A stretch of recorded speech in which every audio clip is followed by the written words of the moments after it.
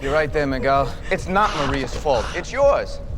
You have your opportunity to make this right. All you have to do is tell me where you hid my I can't.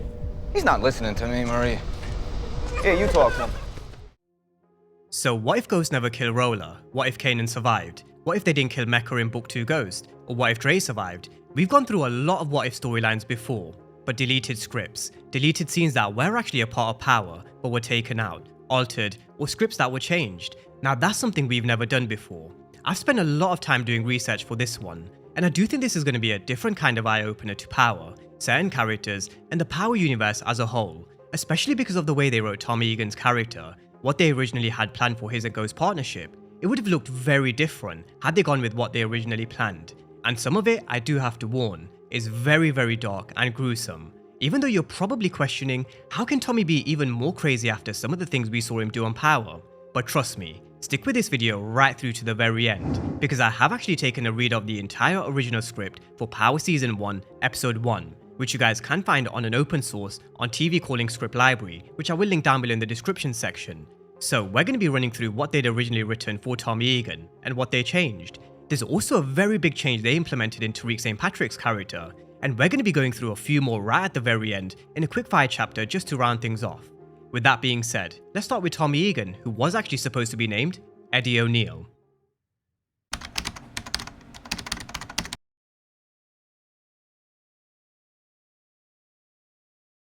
Which the character was called Eddie O'Neill at the time.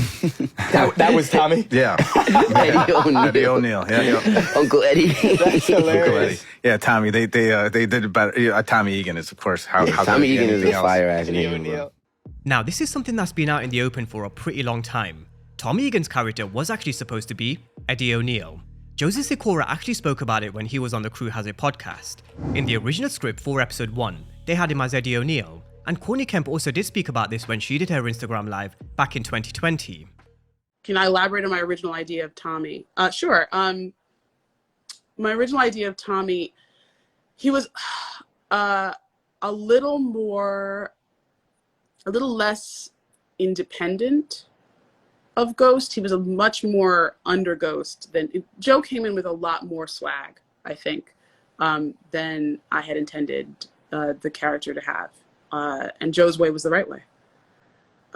So the idea is to always try to listen and collaborate, even if it's not exactly as you said it. Now first things first, I don't think anybody can ever imagine this character being named Eddie O'Neill. You have a look at the way his name has been spoken in the world of Power. Felipe Lobo saying Ghost's name was feared in the streets, but so was Tommy's. I don't think anybody can ever imagine this character being Eddie O'Neill. Tommy Egan just suits Joseph Sikora down to the T, because of the way he portrays arguably one of the favourite characters in the Power universe of all time. I think with the addition in recent years with the likes of Marvin and Rock, some people would probably have them as their favourite, and they've definitely climbed the ladder over the past few seasons for obvious reasons. We only have to look at the stellar job they've done with Raising Kanan. But I don't think anybody can ever imagine this character being named anything other than Tommy Egan. Now what I would say is, the surname O'Neill, it's definitely an Irish surname. We've seen the 4 clover leaf tattoo, which also in Irish tradition symbolises good luck. Walter Flynn also made reference that he could see County Cork in Tommy Egan. We also know there's some Irish-Italian heritage, and that's something they kept the same. But I do wonder if they would have expanded on that a little more with this Irish heritage, had they kept him as Eddie O'Neill. Maybe a chance to go overseas, or bring in the Irish mob, not like the Four Horsemen or the Flynns. I'm talking about the real Irish mafia that dates back to the early 1900s. Without going into too much of a history lesson, there was a real Irish-Italian mob war back in the 1970s, and I do actually wonder if they could have tied some of that back into Power, or maybe even in the next present-day spin-off, either in Legacy or another. I mean, I really wouldn't mind a real kind of different vibe to a different kind of spin-off, but let's wait and see what they've got planned. Joe Sikora did not play the character Eddie. It was Eddie not before he was Tommy. He didn't do Tommy the way I had Tommy in my head. That wasn't what I had thought Tommy was going to be. But when he came in and his take on it was so fresh and interesting and exciting, it got everyone really excited about it.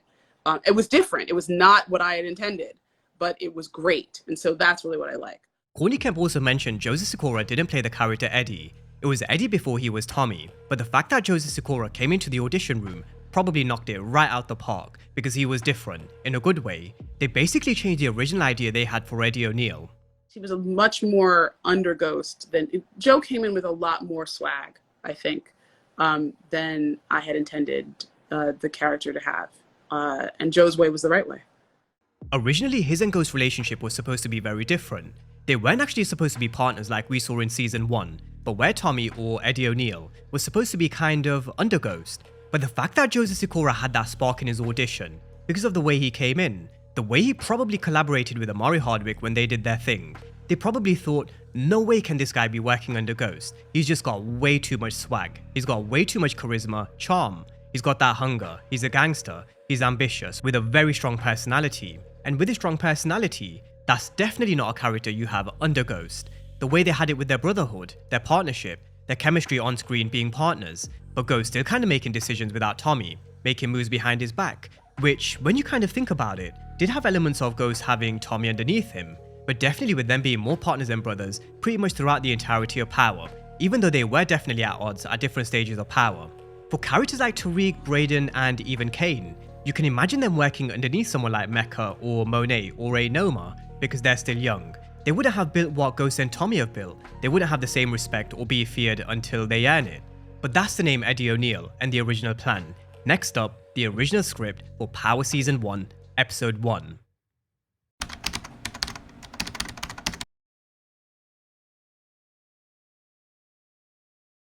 Power Season 1, Episode 1. At the beginning, there's not much difference in terms of the introduction to the world of Power. You've still got the same Ghost coming to Club Truth. You've got the description of the character detailed right down to the T. What we saw in Power is exactly how they described James Ghost St Patrick. Tell me I'm beautiful. You know you are. Now, just before I get to Tommy Egan, there was also a very small slight change. Ghost actually found out in episode 1 someone was selling coke in his club and asked his bouncers to find out who it was and kick him out. He mentioned nobody sells that shit in his club, which is something I think they pushed on a bit later on in season 1 with a dealer who was selling bad coke in Club Truth. You've also got the interaction with Cantos. For my VIPs? Come on, fuck your VIPs. We're gonna redefine the word. However, this is where we get to the real juicy bits. Enter Eddie O'Neill, or as we know him, Tommy Egan. Now, we know Tommy Egan is one crazy effed up dude. He's a character who definitely has a big heart. He's someone who loves family. He's someone who you'd probably say is quite big on love. And definitely to those who are loyal to him. He definitely has a very big heart and we've seen it in so many different ways. But he's also definitely crazy, especially when you betray him. And that's what originally happened back in season 1, episode 1. Now, we did kind of see Tommy kind of torment Maria Garcia back in episode 1. He used her as Miguel's thumbscrew to kind of get him to talk. However, in the original script, Tommy went even further. He whispered in Miguel's ear, "Don't worry, Miguel, I'm gonna give her the night of her life and you're not gonna miss a second." Now, what happens next, I think you guys get the picture. Tommy didn't go the full way, but the way he torments Miguel Garcia, what he does with the barrel of his gun just before Ghost walks in, putting it where he put it, honestly, it is a bit too much, and I can understand why they changed it. Seeing this on screen, I personally think it would have been way too much, and that's something that would have stuck with this character throughout this entire series of Power. I don't think we as the audience would have ever been able to see Tommy Egan the same way ever again. SA is something that this Power audience would have never forgot. From what I've seen in TV, I don't think I've ever seen anything to that extent.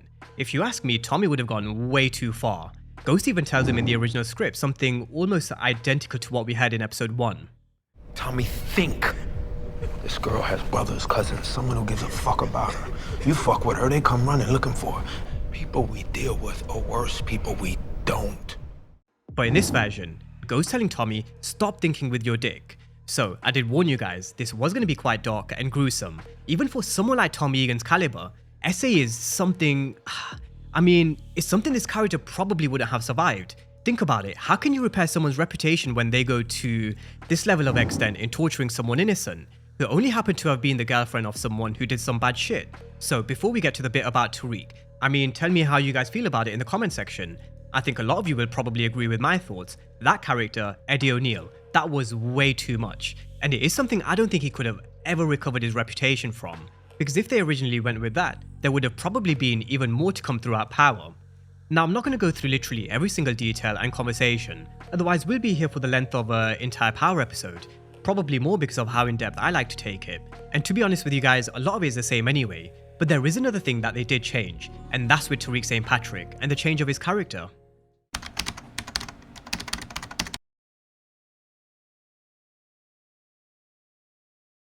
Now this is also another very well documented change from the early seasons of Power.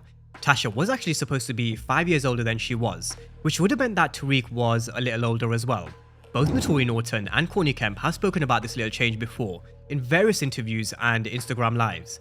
And in the original script for season 1 episode 1, Ghost's son Tariq was actually supposed to be 15, instead of this young kid we originally saw. He was someone who was already quite distant and very different to his sister Raina.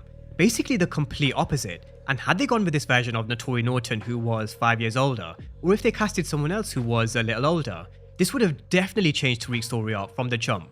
Instead of him causing mischief and mayhem in season 3, it probably would have happened a lot sooner.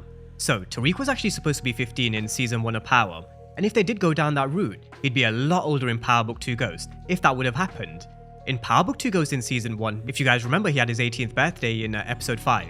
But if he was 15 in season 1 of Power, in a spin-off, he would have been a little older, and that would have actually meant probably not in school at Stansfield. The Power world would have looked very different. Now there are also a lot more storylines they did change and alter because that's how TV is sometimes. Things can change on the drop of a dime because of things like scheduling, unforeseen circumstances like C20, or in more recent times the writer's strike. But just as a quick fire round, these are some more. Tasha's loan from Simon's Den was originally supposed to be a lot bigger than it was. It has also been confirmed a number of times that Brayden did meet Tommy Egan back in Power, but that scene actually never made the final cut. Felipe Lobos was supposed to die sooner than he did, and maybe if he did, that may have even prolonged Milan's story arc. And the one that we've all heard countless of times before, and the one which I really wish they could have carried through, was Jukebox killing Raina St. Patrick. I just think she would have caused so much chaos for Ghost and Tommy back in New York, and having Juke around for a little longer, where we would have seen Tommy coming face to face with her, where she may have even come face to face with Tasha. I think season 5 could have genuinely been one of the best seasons if they had Jukebox causing absolute chaos and mayhem. But I'm sure there's a lot more that I haven't spoken about, and some of you guys probably know a few more that I don't. So definitely let me know in the comment section, and let me know if you want me to go through any more in a lot more detail. But as always, thank you guys for watching, and I'll see you next time.